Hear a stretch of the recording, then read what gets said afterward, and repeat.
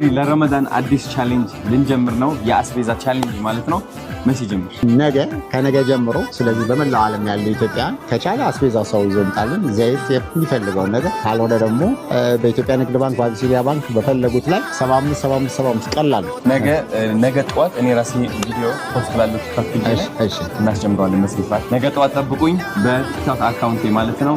ፖስት ላለው የዚህ ረመዳን ቻሌንጅ ሁላችንም አማትማ ቤተሰብ እንዴት ናችሁ?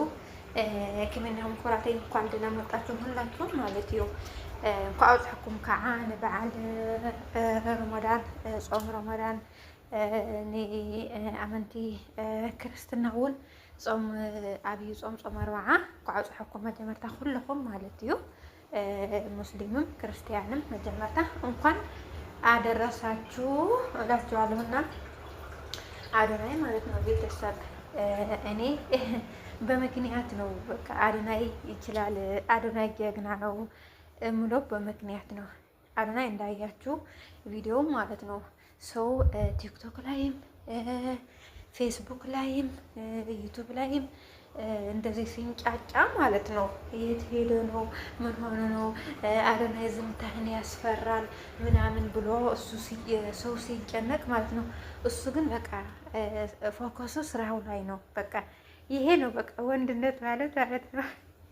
እና በሚገርም ሁኔታ እንደምታዩት ለሙስሊም እህት ወንድሞቻችን የረመዳን ጾም እርዳታ እያደረገ ነውና በጣም በሚገርም ሁኔታ ማለት ሁላችን ማለት ነው። እኔ የምር ማለት እንደ አዶናይ አመለካከት ሙሉ በሙሉ እንዲኖረኝ በቃ የዘወትር ምኞቴ ነው። ግን በቃ የምር እንደ አዶናይ ባንሆንም በቃ በትንሽ ከአዶናይ ትንሽ ነገር ብንወስድ አገራችን በተለይ ወጣት የት በደረሰች ማለት ነው። ምክንያቱም አዶናይ በጣም አመለካከቱ በጣም በቃ ስማርት ነው። በቃ የተማረ ሰው ነው። ሁሉ ነገር አርቆ ነው የሚያስብ። በቃ እሱ አእምሮ ሁሉናው ማለት ነው።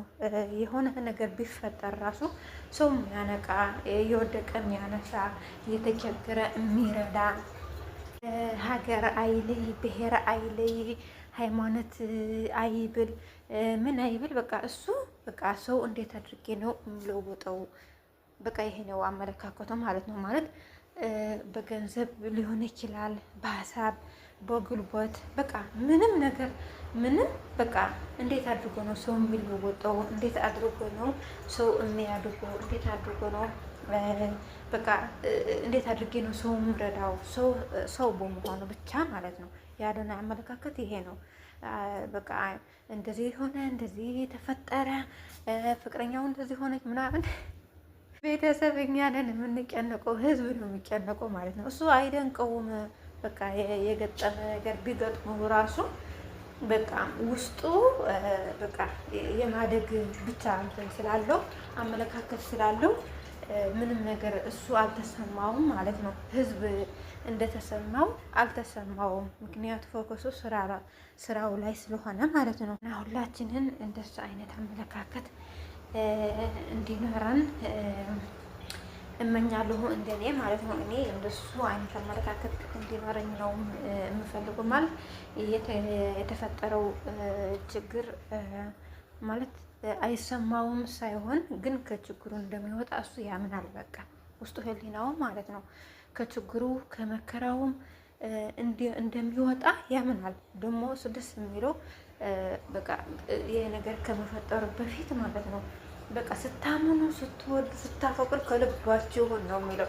በቃ ድሮ በቃ አይኔ ማለት ነው የመር ከ3-4 ዓመት በፊት ለመከታተለው ማለት ነው። ይሄ ነገር ሳይፈጠር የሆነ ሰው ስትወዱ ከልባችሁ ይሁን፣ የሆነ ሰው ስታፍቅሩ ከልባችሁ ይሁን ነው የሚለው ማለት ነው። እሱ ደግሞ በቃ ከልቡ ወደደ፣ አፈቀረ፣ ይሄ ነገር ተፈጠረ ማለት ነው።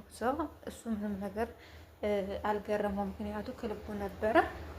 እሷ በቃ ምንም ብታደርገውም በቃ እንደሚፈታ ያምናል ማለት ነው። እና ስንት ሰው ይጨነቅ የነበረ የአዶናይ ነገር አጭሩ ይሄ ይመስላል። እና እኛም የሆነ በተለይ በስደት ያለ ነው እንደምታይኝ ጀላቡ ምናምን ረመዳን 1 ቀን ነው 3 ቀን ነው የቀረውና ፎከሳችን ስራ ላይ ነው። በቃ አሁን ከሱ በቃ ትንሽ ነገር የምንወስደው በቃ አእምሯችንን ራሳችን ላይ ይሁን። በቃ ራሳችን ላይ የራሳችን ህይወት የራሳችንን ስራ ላይ ትኩረት ካደረግን የሆነ ነገር እንደሚፈታ ማመን አለብን ማለት ነው። ከሱ በቃ በትንሹ እኔ በጣም ነው ብዙ ነገር እየወሰድኩት ያለሁት እና ቤተሰብ በቃ የሆነ ነገር ቢፈጠር በቃ ከችግራችን በላይ መሆናችንን ማመን አለብን። ሰው ሊክደን ይችላል፣ ሰው ሊበድለን ይችላል፣ የሆነ ነገር ሊገጥመን ይችላል፣ ፈተና ሊገጥመን ይችላል። ግን ከችግራችንና ከፈተናችን በላይ መሆናችን ካመንን ውስጣችን ማለት ነው ሁሉ ነገር ይፈታል ማለት ነው።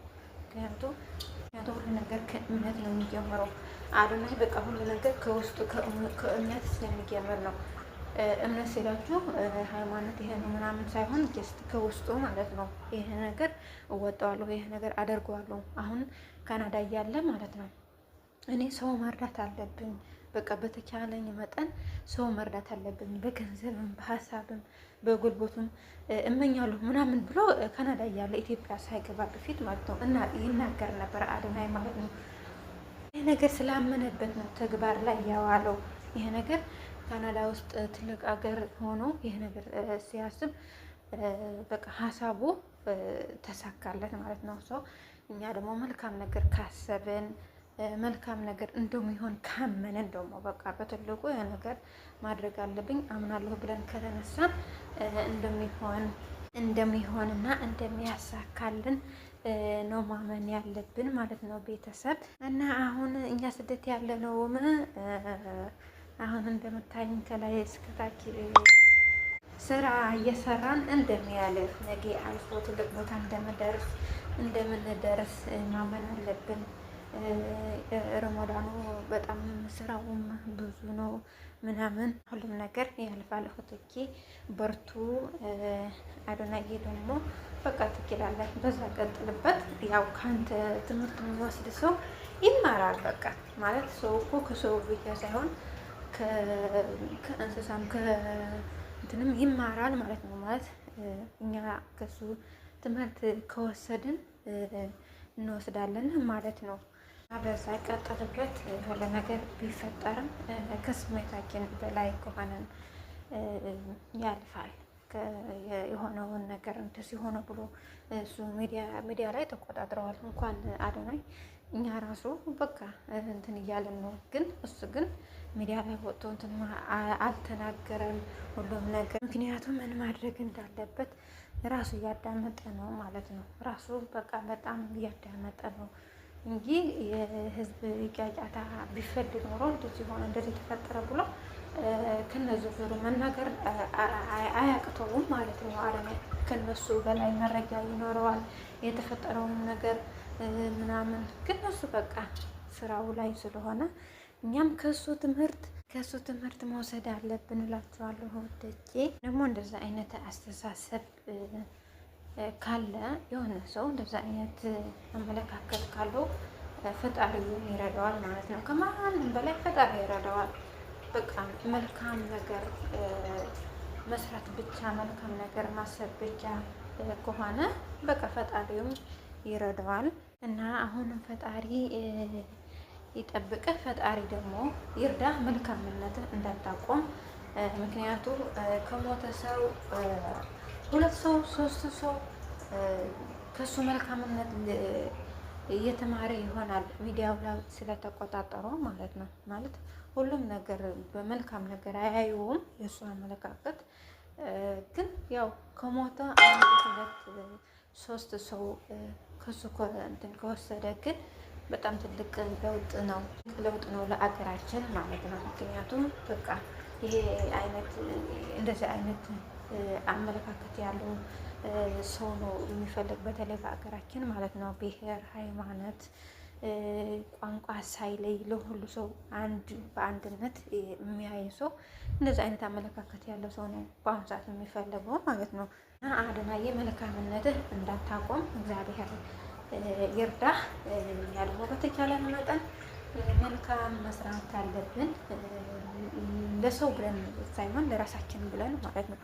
መልካም ነገር መስራት፣ መልካም ነገር ማድረግ ከማንም በላይ ለፈጣሪያችንና ለራሳችን ነውና ከሱ ትንሽ ትምህርት ወስደን የገጠመንን ችግር የገጠመንን ፈተና ትተን ከችግራችንና ከፈተናችንን በላይ መሆናችንን አምነን መስራት ነው ያለብን እላችኋለሁ ውዶቼ። እና ናይለማ አንቲ ቪዲዮና የዛሬ ቪዲዮ ይሄ ይመስላል ማለት ነው። እስከ መጨረሻ ስለተከታተላችሁኝ ደግሞ አመሰግናለሁ እያልኩ ባይ ባይ።